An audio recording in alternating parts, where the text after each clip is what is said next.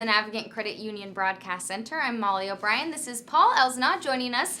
He's Managing Director of Merging Arts Production based in Pawtucket. Paul, thanks so much for joining us. Thanks for having me. So I'm excited about this. We are talking about the Short Story Film Festival. I wanted to make sure I got both the shorts in there because that's important. It is important, and every time you write it in like a Word document, it always underlines it. Do you really want that there? Yes. Do you really want to double? Do you want to repeat yourself? Sure.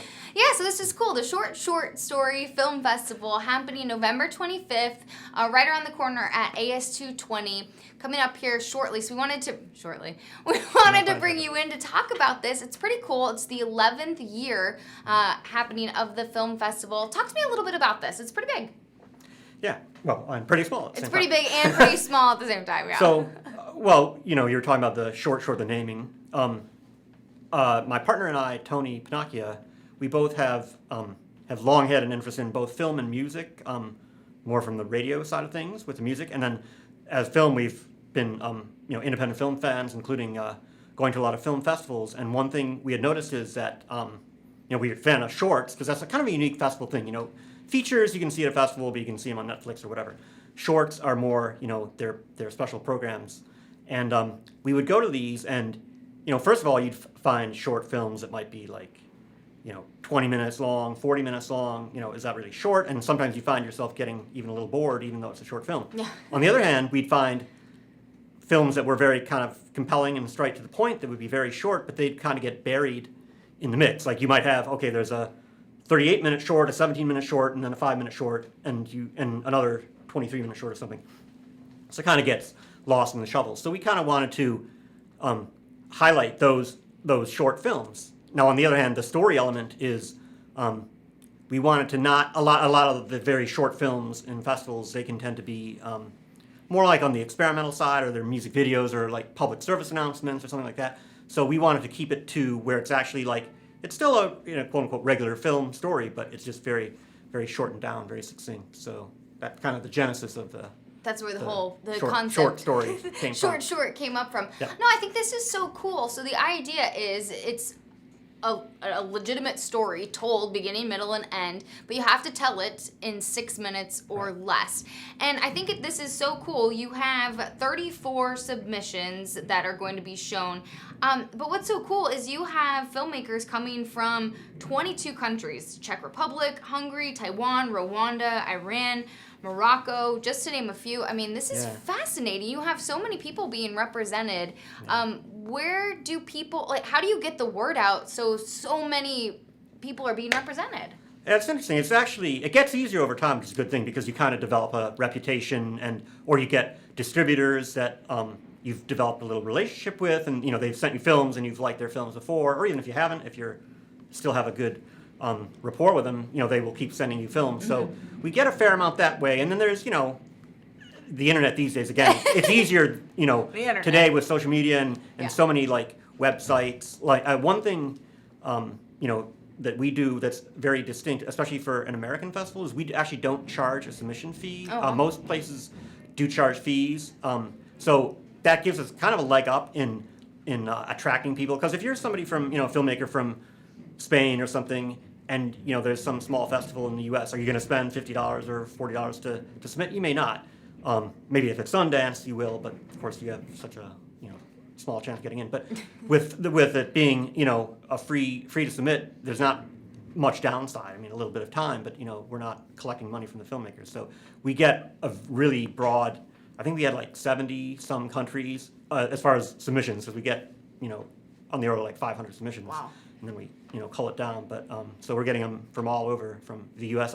Ironically enough, we actually don't have any American films this year as finalists, and that's we do emphasize. That's another thing.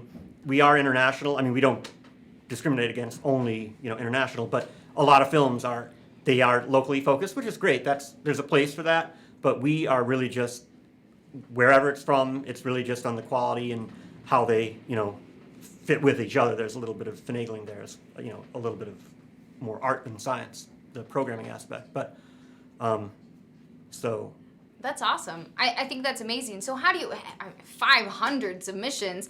The good part about that is they're only six minutes or less. Right. So who decides what makes it into the festival? You have 34, so whittling it down, that's a lofty task. Who decides and... It's basically my partner and I do decide. So it's okay. like you... And what makes the cut? You said...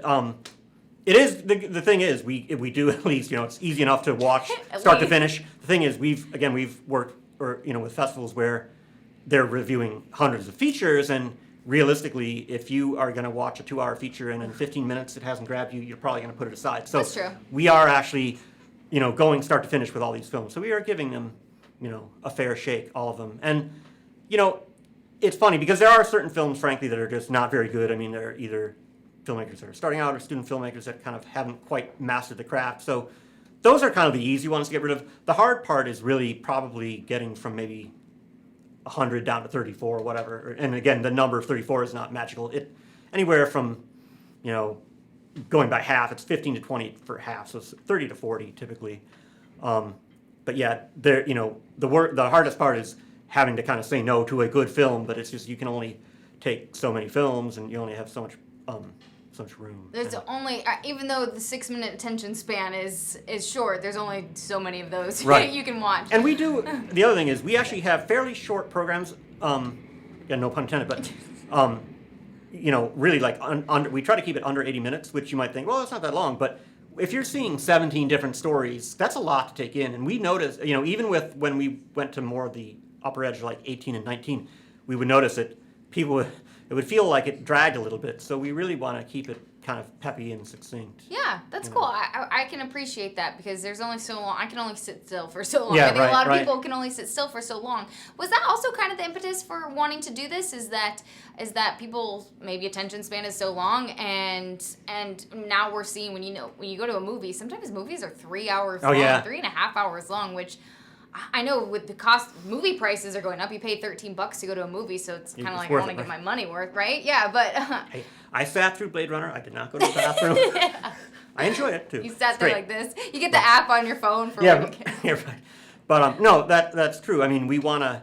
And you want to balance. I mean, you want to give people a complete program, but you don't want to kind of overwhelm them. Because I think, again, with some of these larger festivals, there's just so much going on. It's overwhelming. So we want to find that kind of sweet spot of, a broad depth of kind of themes and, subject matter, but still nothing that's going to, kind of assault the audience. But you want to keep them engaged. That's really critical. Interesting word there.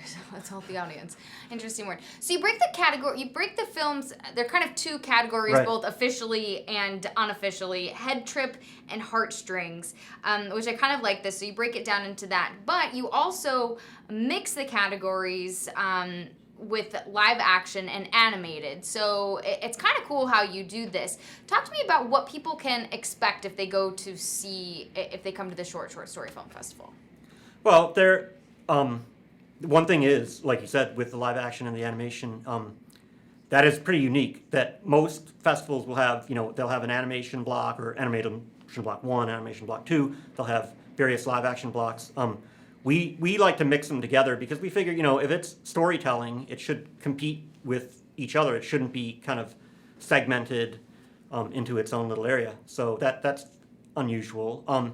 With the themes, as the name kind of suggests, the heartstrings tends to be more sentimental, emotional. Sometimes we've had a lot of comic films in the past. This year's actually, I don't want to say downer, but they're more kind of deeper, aging and loneliness and things like that. Very sentimental, but very powerful films. Not just goofy comedies. Although occasionally we'll have those in there. The Head Trip, on the other hand, is more of the kind of old midnight movie kind of concept. Just weird, head scratchers, maybe unsettling. Again, we don't have anything that's really harsh. We've had some, horror and very, weird subjects. We don't quite have as much of that, but it's still a lot of films that are like, wow, that's, different. So it's definitely two different, very distinct programs. And again, when we're programming or, selecting films and kind of whittling it down, we definitely think of how they're going to go into one or the other program. Okay.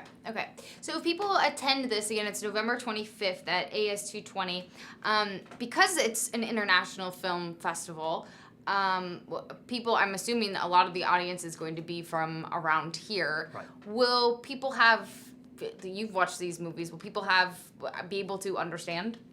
Yeah, it's interesting because that we have this like kind of elaborate process of flowing the programs because we actually both have the radio background, and so kind of the art of the segue is very important to us. And again, that's it's a storytelling. One thing is we you know, a lot of what we kind of do do's and don'ts based on what we do at what we see at other festivals. And one kind of pet peeve is when it's just like, here's 3 or 4 films together and they're all kind of good, but they don't really flow. And so for us, it's like, it's really, we want to have a flow. So we try to keep, and we, on the other hand, we don't want to get, you know, keep the audience getting bored, you know, with too many really wrist cutter films in a row or whatever, you know. So we find that balance. So that's very important to us, you know.